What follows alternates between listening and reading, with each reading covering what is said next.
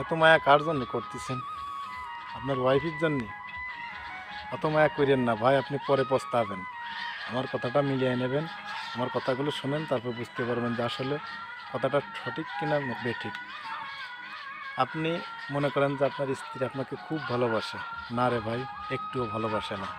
হয়তো আমার উপর অনেকেই রাগ করবেন যে ভাই তুমি এই কথাটা বললে, আমার কথাটা ভালো লাগলো না। সেটা কীরকমের? ধরেন আপনাকে বলছে যে আপনি আমাকে একটা ক্রিম এনে দেবা, বা আমাকে একটা ফেস ওয়াশ এনে দেবা, বা আমার একটা লিপস্টিক এনে দেবা। আপনি আনতে পারেন নাই, যে কোনো কারণে আপনার টাকাটা শেষ হয়ে গেছে, আপনি আনতে পারেন নাই।